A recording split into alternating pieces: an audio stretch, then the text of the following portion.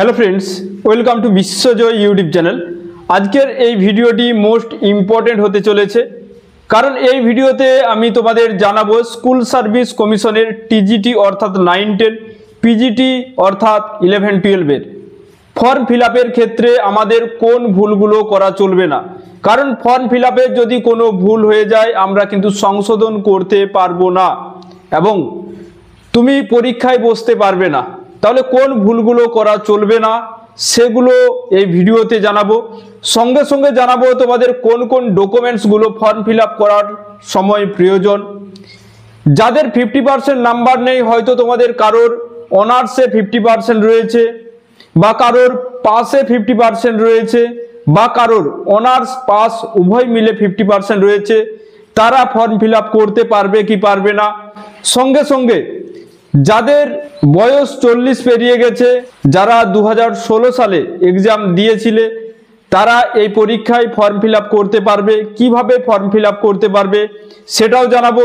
ভিডিওটি most important হতে চলেছে, শেষ পর্যন্ত দেখো এবং তোমরা প্রত্যেকেই তোমাদের বন্ধুদের সঙ্গে ভিডিওটি শেয়ার করে দিও, কারণ এই রকম ভিডিও ইউটিউবে নেই। Before applying online, one should have to another keep the following information with him her। সমস্ত কিছু তোমাদের আমি জানিয়ে দিচ্ছি, খুব ভালোভাবে মন দিয়ে শোনো। এটি তোমাদের স্কুল সার্ভিস কমিশনের গতকাল অর্থাৎ 16ই জুন নোটিফিকেশন এটা দিয়েছিল। এই নোটিশটি এখানে স্পষ্টভাবে উল্লেখ করা রয়েছে, আমি সেইগুলোই বলে দিচ্ছি। যে প্রথম হলো, তোমাদের অনেকেরই যারা ম্যারিড স্টুডেন্ট আছো, মেয়েরা যারা আছো, তাদের অনেকেরই যে বর্তমান সার্টিফিকেট সেখানে নামের পদবি চেঞ্জ হয়েছে। তো তোমাদের বলে রাখি, তোমাদের যে অসুবিধার তোমরা সম্মুখীন হতে চলেছো বা হচ্ছ যে কোন নামটি দিয়ে ফর্ম ফিল আপ করবো, তো তোমাদের বলে রাখি নেম অফ দি ক্যান্ডিডেটের ক্ষেত্রে যেটা তোমাদের মাধ্যমিক যে অ্যাডমিট কার্ড, সেই অ্যাডমিট কার্ডে যেভাবে তোমার নাম লেখা আছে সেইভাবে তুমি তোমার নামটি লিখবে। ধরে নাও কারোর নাম ছিল মণি গুপ্ত, এবার বিবাহের পরে ধরে নাও তার নাম হয়ে গেছে মণি সরকার। তো তুমি তোমার বিবাহের আগে অর্থাৎ মাধ্যমিকে যে নাম ছিল সেই নাম কিন্তু ব্যবহার করবে। এছাড়া ডেট অফ বার্থ মাধ্যমিক অ্যাডমিট কার্ডে যা আছে সেই ডেট অফ বার্থ ব্যবহার করবে। মাধ্যমিকের অ্যাডমিট কার্ডে যা ডেট অফ বার্থ আছে সেই ডেট অফ বার্থ কিন্তু ব্যবহার করবে মাধ্যমিকের অ্যাডমিট কার্ডে। অনেকের এরকম হতে পারে যে ভোটার কার্ড বা আধার কার্ডে অন্য ডেট অফ বার্থ আছে, তো মাধ্যমিকের অ্যাডমিট কার্ডে ডেট অফ বার্থ ব্যবহার করবে। সঙ্গে সঙ্গে গার্জেন যে নাম আছে, ফাদার্স বা মাদার্স নেম, মাধ্যমিকের অ্যাডমিট কার্ডে যা নাম আছে, যদি স্পেলিং ভুল থাকে, যদি ঠিক করা না থাকে সেটা দিলেই হবে, কোনো ব্যাপার নয়। যদি মা বাবার কোনো কারণে স্পেলিং ভুল আছে, ঠিক করা নেই, সেটা দিলেও হবে। মাধ্যমিকের অ্যাডমিট কার্ডে যা আছে সেই অনুযায়ী ফাদার্স মাদার্স নেম দিতে হবে।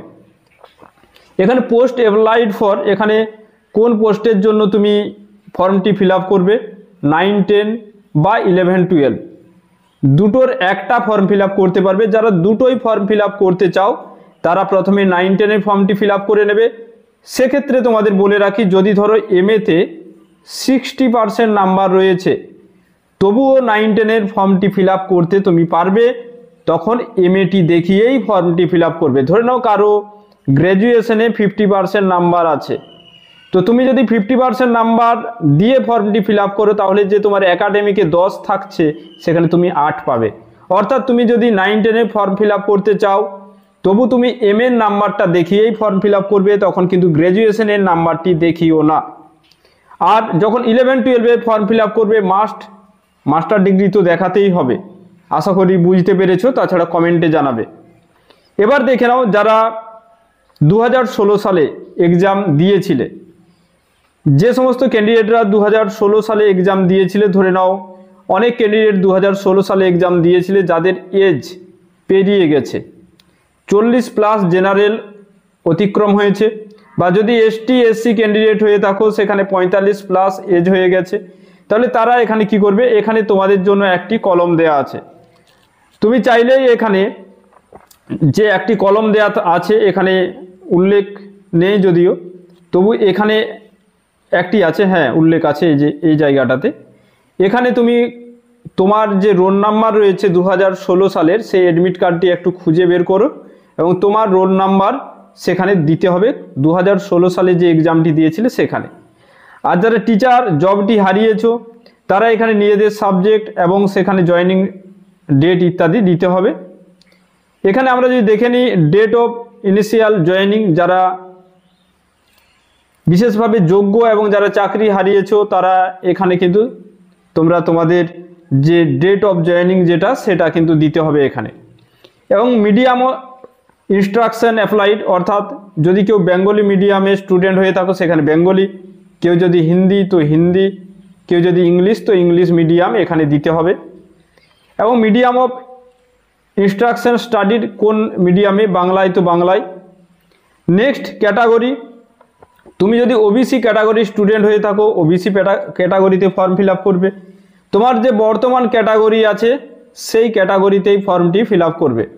এবার তোমাদের বলে রাখি, ধরে নাও কেউ এমন একটা ক্যাটাগরির মধ্যে আছো যেখানে কিন্তু ভ্যাকেন্সি কম, এমন একটা ক্যাটাগরির তোমরা ক্যান্ডিডেট ধরে নাও, সেখানে ভ্যাকেন্সি 5টি আছে। তাহলে জেনারেল ক্যাটাগরিতে যদি ধরে নাও সাপোজ আমি বলছি যে 200টি থাকে, তাহলে জেনারেল ক্যাটাগরিতেই তোমার ফর্ম ফিল আপ করা ভালো। যাই হোক, জেন্ডার অফ ক্যান্ডিডেট কোন জেন্ডারের, মেল হলে মেল, ফিমেল হলে ফিমেল। এবং সাবজেক্ট অ্যাপ্লাইং, তুমি কোন সাবজেক্ট অ্যাপ্লাইং করবে, তোমার 9-10-এর ক্ষেত্রে যে সাবজেক্টগুলো আছে সেগুলো, 11-12-এর ক্ষেত্রে যে সাবজেক্টে তুমি ক্যান্ডিডেট সেই সাবজেক্টের ফর্ম ফিল আপ জন্য এখানে সাবজেক্টটি চুজ করবে। এবার এখানে দেখে নাও একাডেমিক ডিটেলসে, ধরে নাও মাধ্যমিক কেউ দিয়েছো 2009-এ, তখন ছিল 800 নাম্বারের, তো ফুল মার্কসে 800 লিখবে। ধরে নাও কেউ পেয়েছো 480, তো 480 লিখবে, মার্ক অবটেন্ড অর্থাৎ কত পেয়েছো। এবার সেখানে গ্রেড থাকতে পারে, পার্সেন্টেজ থাকতে পারে, ধরো পার্সেন্টেজ আছে তো পার্সেন্টেজ দেবে, যদি মার্কশিটে গ্রেড থাকে তাহলে গ্রেড দেবে।